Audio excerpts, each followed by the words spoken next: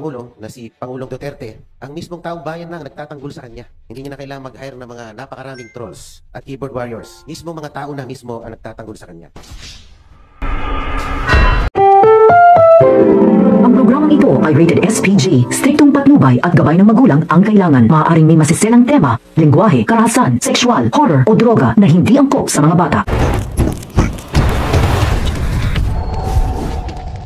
Kamakailan, natanong ko rin po sa committee hearing ng Public Info habang nandun ang mga opisyalis ng PCO na umiikot po ang si Yusek Claire Castro sa mga universidad natin ngayon. At meron po siyang campaign, nagngangalang Usap Tayo, Bayan Muna, na naglalayon na i-promote ang pagiging mapanuri at maging mapagmatsyag sa pagbasa ng mga social media content, maging matalino, para malaman kung ito ay disinformation o kung ito ay actual facts.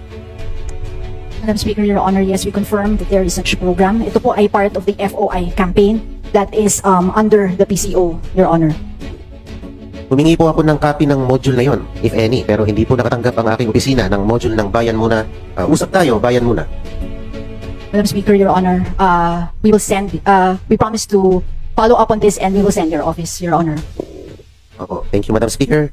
Distinguished sponsor. So, si Attorney Claire Castro po ay nagiging kampyon laban sa disinformation. Ngunit kamakailan ay nakakakitaan si Yusek Claire Castro bilang propagandist ng ating Pangulo na parang hindi befitting para maging isang spokesperson ng Presidential Communications Office. Bigyan ko kayo ng halimbawa, yung drug testing bill ni Senator Robin Padilla. Sabi niya, napakatapang ni Yusek Claire na binansagang unconstitutional agad ang bill na ito na ipinasa sa Senado para sa drug testing. Samantalang sa ating civil service rules, merong mga requirement ang CSC para isailalim sa drug testing ang mga ordinaryong kawani ng gobyerno at mga opisyales ng mga local government units. Kung mga ordinaryong empleyado ng gobyerno ay pwedeng sumailalim sa drug testing, bakit tila baga meron tayong hinaharang ng mga malalaking opisyales na mag-undergo ng drug testing? Wala namang yatang masama dito, distinguished sponsor. Your Honor, Madam Speaker, Your Honor, sasagutin po namin doon po sa anggulo nung kay Yusek Claire. Maingat po si Undersecretary Claire Castro. Kada press conference niya po ay talaga sinisiguro niya na meron siyang mga evidence-backed, mga ebidensyang dala-dala bago po siya magbitaw ng kanyang mga press conference, dahil alam na alam po ng media na mafa-fact check po niya ng nito kung sinasabi niya po ay may katotohanan or mere propaganda po, Your Honor. Pero, Madam Speaker, Madam Sponsor, kung tutusin, pwede naman maging optional to on the part of the President. Maaari niyang gawin ito ng malaya, di po ba? At hindi na kailangan pang magbitiw ng salita ang ating spokesperson na ang isang panukalang batas ay unconstitutional. Madam Speaker, Your Honor, are you referring, Your Honor, to, can you repeat again, Your Honor, you're referring to? Ang ibig kong sabihin, Madam Sponsor, hindi po kailangan bansagan agad na unconstitutional ang panukalang ito ng ating buting senador.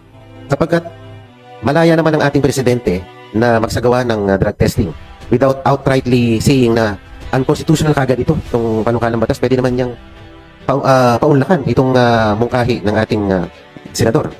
Madam Speaker, Your Honor, ako po ay hindi abogado, ngunit ang asawa ko ay abogado. Tinanong ko na po yan. Sa ngayon po, unconstitutional po kasi talaga ang kapag parang voluntary po ang drug testing. Hindi naman po yan parang puwersado na lahat kailangan mag-undergo, Your Honor. Hindi puwersado? If I may add, hindi rin po pinipigilan ng PCO, kahit nino man po, ang pagsulong ng any member of Congress sa ganito mga panukalang batas kung kailangan in the future, Your Honor.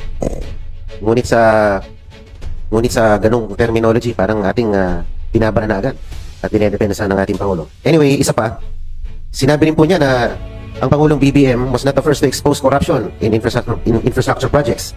On September 3, sabi ni Yusek Claire, he hit former President Rodrigo Duterte with the criticism that VP Sara would have investigated those projects even during the former president's term. Pero lumalabas sa mga dating press conference ni PRRD na kinall out niya rin ang DPWH na merong rampant corruption, lalong-lalo na yung mga ghost projects. Gentle reminder for distinguished colleague from Sagip. Party list, please wind up. Madam Chair, napansin ko po yung oras ko na Habang sumasagot po ang Madam Sponsor, hindi po humihinto yung oras ko. May I request for a 5-minute extension kasi hindi po humihinto yung oras ko. Based on our rules, the answer of the sponsor is included in the time allotted. We have 3 more interpellators, and we have 4 more agencies. With the indulgence of our good colleague, we have given you 32 minutes and 24 seconds. Madam. The distinguished gentleman is given an extension of 1 minute. Please proceed. Madam Speaker, yung pong ating kasama, si Honorable Pino, naka 37 minutes po bawat ahensya. Sana naman po mabigyan lang ako ng kahit 5 minuto. With your kind indulgence, Madam Speaker. With the indulgence of our colleagues from the minority and the majority, we are giving you an additional 2 minutes extension. Please proceed. Let me just wind up with a manifestation. Ngayon po, lumalabas na nagkakaroon ng optics versus reality. Ang nagiging pangunahing trabaho na lang ng PCO ay pabanguhin ang imahe ng ating administrasyon sa gitna ng mga iskandalo na talagang nakakarimaryo kung tutusin. At hindi ko alam kung nagiging epektibo sila sa kanilang mandato para depensa ng ating Pangulo. Kung matatandaan nyo, nung nakaraang eleksyon, 4 lang yata na administration candidates ang nanalo. Ito ay isang testamento na mukhang hindi epektibo ang ginagawa ng PCO sa pagpapabango ng imahen ng ating administrasyon, partikular na ng ating Pangulo. Mr. Speaker, Your Honor, rinireport din po ng PCO ang lahat po ng available help, lahat ng programa na pwedeng ma-avail ng ating mga kababayan. Hindi lang naman po mere pagpapabango ng ating Pangulo ang ginagawa ng PCO. Also, ang IBC 13, which is one of the government corporations attached to PCO, Congress TV po, nagde-deliver po ng live ng mga hearings. So wala po yun editorializing.